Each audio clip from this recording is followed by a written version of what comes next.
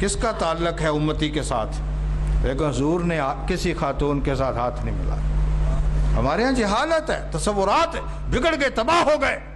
خواتین آیا کرتی، وہ مختلف تحائف حضور کے لیے۔ خواتین کی اتنی خدمات ہیں اسلام کے حوالے سے، اتنی خدمات ہیں، اگر آپ سیدہ خدیجہ کی خدمات ہی جمع کر لیں تو آپ کو سمجھ آئے گی کہ خواتین کی کتنی خدمات ہیں۔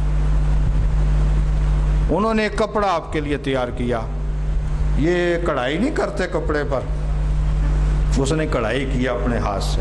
حضور علیہ السلام اچھا قیمتی کپڑا، درمیانہ کپڑا، جو بھی مل جاتا حلال پہن لیتے۔ آپ کا یہ طریقہ، یہ ہم پڑھے ہیں کہ یہ رنگ اور فلاں رنگ اور فلاں رنگ، حضور سارے رنگ، سفید کو آپ نے پسند فرمایا، لیکن جو رنگ بھی ملا، کالا امامہ شریف آپ نے کالا بھی پہنا۔ یہ لوگ جو لفظ بولتے ہیں بڑا غلط ہے کہ کالا لباس جہنمیوں کا لباس ہوتا ہے، لا حول ولا قوت، یہ سخت ایسی باتیں نہیں ہیں کوئی۔ تو آپ صلی اللہ علیہ وسلم کو کڑھائی سرخ دھاری دار، سرخ سارا کپڑا نہیں، دھاری دار جس پہ دھاریاں سرخ تھیں، اس کی تفصیلات کے نہیں ہے نا۔ یہ جو نعت آپ نے ابھی سنی پیر میر علی شاہ صاحب کی، اس کی میں نے شرح لکھی ہے، اس کا نام ہے شرح سکھ میں تراندی۔ اس میں انہوں نے حضور کی چادر یمانی اور سارا ذکر کیا، وہاں حضور کے لباس پر کافی تفصیلی گفتگو کہ آپ نے کون کون سا رنگ پہنا۔ تو آپ سرخ داڑھی دار، وہ صحابی تھے نا جو چاندنی رات میں آپ کی خدمت میں حاضر ہوئے، اللہ اکبر۔ وہ کہتے ہیں حضور نے سرخ داڑھی دار جوڑا پہنا ہوا تھا اور چاندنی رات تھی، آپ جلوہ افروز تھے، میں کبھی چاند کو دیکھتا، کبھی مصطفیٰ کے چہرے کو دیکھتا، اللہ اکبر۔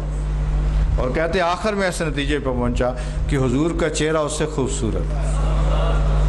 یہ صحابہ کا بیان، یہ صحابہ کے بیان جنہوں نے حضور کو دیکھا صلی اللہ علیہ وسلم۔ تو آپ مختلف کپڑے، لباس، امامہ عرب کا لباس تھا آپ نے پہنا، سر ڈانپ کے رکھتے تھے آپ۔ ہمارے مسئلہ ہی ختم ہو گیا یہ، اب تو کئی ایسے طبقے پیدا ہو گئے ہیں، وہ جب نماز پڑھنے لگتے ہیں تو اس وقت سر ننگا کر لیتے ہیں۔ ایک عالم ہے اہل حدیث، غالباً ان کا نام ہے مولانا محب اللہ راشدی، سندھ کے ہیں۔ ان کا ایک دفعہ میں نے پمفلٹ چھاپ کے تقسیم کیا تھا، نماز ننگے سر پڑھنے کا مسئلہ۔ اس میں انہوں نے، اہل حدیث عالم نے لکھا کہ میں ساری زندگی، جو بھی ان کو اللہ پاک نے 30-40-50 سال زندگی دی یا زیادہ، میں زیادہ جانتا، وہ کہتے ہیں میں نے مطالعہ کیا، مجھے آج تک کوئی ایک دفعہ بھی حضور کا ننگے سر نماز پڑھنا نہیں ملا۔ تو اس لیے میں جائز سمجھتا ہوں، لیکن آداب ہوتے ہیں لوگوں، آداب ہوتے ہیں، آداب کا خیال کرو۔ تمہیں جس دن سمجھ آ گئی نا کہ یہ بارگاہ خدا ہے، جس دن تمہیں مسلمانوں یہ سمجھ آ گئی نا کہ میں بارگاہ، سب سے بڑی بارگاہ میں آ رہا ہوں، اس دن مجھے سمجھانے کی ضرورت ہی نہیں پڑنی۔ یہ تو غیر سنجیدگی ہے، جس طرح آیا کر لیا، فلاں ٹوپی پہن لی، فلاں۔ قرآن کا حکم ہے خذوا زینتکم عند کل مسجد، نماز پڑھنے آؤ اہتمام سے آؤ۔ بلکہ وہ لباس میں نے دیکھا ہے، آپ نماز میں نا وہ پینٹ اوپر کر لیتے ہیں۔ کبھی اس صورت میں آپ اچھی مجلس میں گئے کبھی؟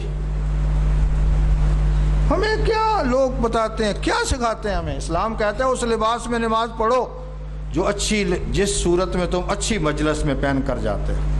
اب جناب پینٹیں ٹنگی ہوئی ہیں اوپر اور جناب لگے ہوئے ہیں، یہ ٹخنے ننگے رکھنے ہیں، تو اگر رکھنے ہی ہیں تو نماز کے بعد بھی رکھ لینا۔ وہ ضرور نماز میں تو نے وہ اس طرح کا بڑھنا ہے، تیرا روپ وہ پسند انسان نہیں کرے گا، چاہے جائے کہ تو اللہ کی بارگاہ میں آئے، انسان محسوس کرے۔ سرور عالم صلی اللہ علیہ وسلم کے لیے انہوں نے کڑھائی کر کے آپ کے لیے کپڑا تیار کیا، وہ تہمت تھا، اس خاتون نے تہمت آپ کو پیش کیا، آپ نے پسند فرمایا، آپ کا تحفہ لینا دینا آپ کی سنت ہے، لیکن وہ لے سکتے ہیں جو انصاف کی کرسیوں پہ نہ ہو۔ جو انصاف کی کرسی پر ہون سے بہت ساری پابندیاں ہیں کہ آپ یہ نہیں لے سکتے، آپ یہ نہیں لے سکتے۔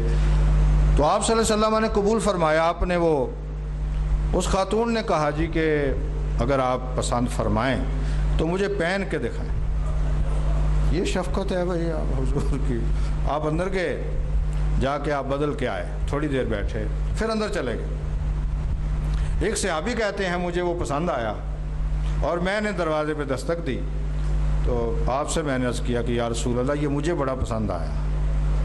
اللہ اللہ، قدرت کی شان کہ اس وقت اندر دوسرا تیمت بھی موجود نہیں تھا۔ قمیص آپ نے لمبی پہنی ہوئی تھی نا، لمبا جس طرح لباس ہوتا ہے، تو آپ نے اسی سے اپنے سطر کو ڈھانپا اور چادر تیمت اتار کے اسے دے دی۔ اب دوسرا تیمت ہو تو باہر آئے نا، دوسرا تیمت نہیں تھا قدرت میں اندر۔ ہماری طرح آپ کے پاس میرے پاس 20 جوڑے ہیں، لیکن عید کے لیے نیا جوڑا سلوانا چاہیے، ستائی کے لیے الگ جوڑا، عید کے لیے الگ جوڑا، شادی کے لیے الگ جوڑا۔ یہ امت مسلمہ کہتے، یہ امت مسلمہ، یہ امت مسلمہ جس کے پیغمبر نے پیوند لگے ہوئے جوڑے پہنے، فاروق اعظم، اور جن کے نام کو تم تو مانو یا نہ مانو اور کافر مانتے ہیں، جنہوں نے لکھا ہوا کہ اس کائنات میں اتنا بڑا نامور عادل شخص نہیں گزرا، چمڑے کے پیوند ان کے کپڑوں پہ لگے ہوئے۔ یہ کیا تھا؟ تاکہ کفایت شعری، قناعت، ان تصورات کو اجاگر کیا جائے۔ وہ غریب اور فقرے لوگ نہیں ہیں۔ میرے اور آپ کے کریم آقا چاہیں تو جنت سے حلے آئیں، لباس آئیں، لیکن آپ نے گزارا کر کے دکھایا۔ اور ہم ہیں، اب تو میرا خیال ہے ہم استری کے بغیر کپڑا نہیں پہنتے، ہم تو اتنے بڑھ گئے ہیں۔ بلکہ کئی لوگوں کو میں نے نماز میں دیکھا، وہ اس طرح نماز پڑھتے ہیں تاکہ استری ٹوٹ نہ جائے۔ تو نماز ہی نہ پڑھ، کیا ضرورت ہے نماز کی کہ تیری استری نہیں ٹوٹ رہی؟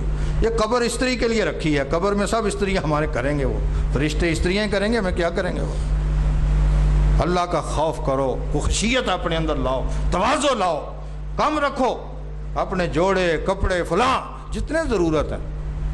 کیا ضرورت ہے کہ جی ہر فنکشن میں دوسرا ہی پہن کے جانا ہے؟ نہیں، صاف ستھرا لباس سادہ پہن لو۔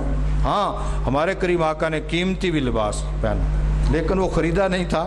ایک بادشاہ نے لباس کے طور پہ آپ کو تحفہ بھیجا تھا، وہ بنتی ہے کوئی اس دور کی کوئی 23 اونٹوں کی قیمت کا لباس،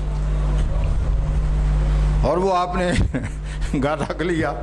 اور آپ فرماتے تھے کہ کوئی جب دنیا دار بندہ آئے گا نا، دنیا دار لوگ ہوتے ہیں جو لباس کو دیکھتے ہیں، دنیا دار لوگ لباس کو دیکھتے ہیں، رہائش کو دیکھتے ہیں۔ فرمایا جب دنیا دار بندہ آئے گا تو محمد یہ پہن کے اس سے ملے گا۔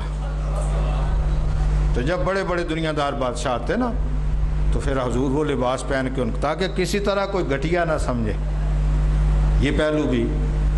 ورنہ بادشاہ کیا شے ہیں جن کی خدمت میں شب و روز جبریل امین آئے، ان کی صحبت کا کیا کہنا۔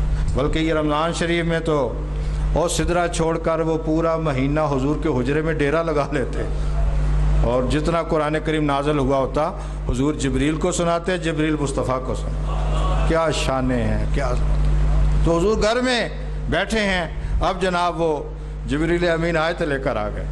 محبوب اللہ پاک کہتے ہیں کہ اتنا بھی نہیں سخاوت کر کے گاڑی بیٹھنا پڑ جائے، وَلَا تَبْسُطْهَا كُلَّ الْبَسْطِ، محبوب اتنی بھی سخاوت نہ کر کہ فَتَقْعُدَ مَلُومًا مَحْسُورًا، کہ پریشان ہو کر تو گھر میں بیٹھ جائے۔ حضور اتنے سخی ہیں، اندازہ کریں نا جس کی سخاوت سے اللہ کو منع کرنا پڑا۔ آپ حضور کی سیرت کا مطالعہ کریں، اس نتیجہ پر پہنچو گے کہ دنیا کا بڑے سے بڑا بادشاہ اتنی سخاوت نہیں کر سکتا جتنی حضور نے ایک ایک دن میں کی ہے۔ صفوان بن امیہ غالباً ایک کافر تھا، بڑا لالچی تھا، اسی لیے قرآن میں یہ لکھا ہوا ہے زکوٰۃ کے مصارف میں والمؤلفۃ قلوبہم، کہ اگر کوئی کافر لالچی ہو نا تو اس کو زکوٰۃ دے کے اسلام کی طرف متوجہ کر لو، اسے کہتے ہیں تالیف قلب۔ ٹی وی پر میں نے سنا تھا ایک مولوی صاحب نے کہا یہ منسوخ ہو گیا ہے، یہ منسوخ، اب لوگوں نے بیچارے نے وہی سننا ہے، ٹی وی سننا ہے، کیا سننا ہے، یہ منسوخ نہیں ہے، یہ تا قیامت جاری ہے۔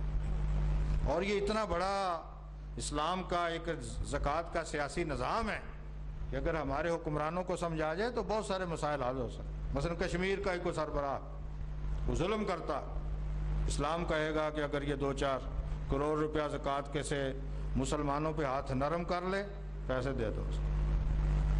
اسلام ہے، یہ دین ہے، یہ چند رسموں کا نام نہیں ہے کہ جناب آپ پوجا پاٹ کر کے فارغ ہو جائیں. یہ اسلام وہ نظام دیا ہوا ہے کہ کائنات اس کی فوقیت اور بلندی کو مان. صفوان بن امیہ کا بیان ہے، بعد میں یہ مسلمان بھی ہو گئے. وہ کہتے ہیں میں نے ایک دفعہ آزمائش کے طور حضور علیہ السلام سے آپ کے مال غنیمت میں بہت سارے اونٹ آئے. میں نے کہتا سنا تھا کہ حضور بڑے سخی ہیں، مسلمانوں کے نبی بڑے سخی ہیں. میں گیا، میں نے کہا جی کہ مجھے 100 اونٹ آپ دے دیں. جو بھی گفتگو ہوئی تفصیل حدیث میں موجود ہے. آپ نے کہا لے لیں. وہ کہتا ہے میں نے دوبارہ کہا کہ 100 اور چاہیے. آپ نے کہا لے لے. میں نے کہا 100 اور چاہیے. آپ نے کہا 300 لے جا. وہ کہتا ہے میں بیٹھا تھا، ایک آدمی آیا، اس نے کہا حضور مجھے بکریاں چاہیے، اس پہاڑ سے لے کے اس پہاڑ کے درمیان جتنی ہے نا میں ساری چاہتا ہوں. آپ میں ساری لے جا. صفوان بن امیہ کہتا ہے یار مجھے تو احساس ہو گیا کہ اس بندے کو بھوک اور فاقے کی تو فکر ہی کوئی نہیں. یہ سخاوتیں. اور اسلام یہ کہتا ہے لوگوں، یہ روزہ بھی سکھاتا ہے کہ غم، دوسروں کی ہمدردی، دوسروں کے غم، دوسروں کی روٹی کا فکر، دوسروں کے لباس کا فکر، یہ پیدا کرو. میرا ذہن یہ کہتا ہے کہ جتنے ہم بیٹھے ہیں، ہم پورے ملک کے نظام کو بدلنا ہمارے ہاتھ میں نہیں ہے. مشکل ہے، کوشش کرتے ہیں، جدوجہد کرتے رہیں گے انشاءاللہ. لیکن جتنے بیٹھے ہو، کیا ایسا نہیں ہو سکتا کہ اپنے ارد گرد کسی کو ننگا اور بھوکا نہ رہنے دو؟ ایسا نہیں ہو سکتا؟ ہو سکتا ہے یا نہیں؟ اپنے ارد گرد، میں سارے لاہور کی بات کر رہا ہوں نا، اپنے ملازمین کو دیکھ لو، اپنے رشتہ داروں کو دیکھ لو. ہر بندے کو علم ہے فلاں مستحق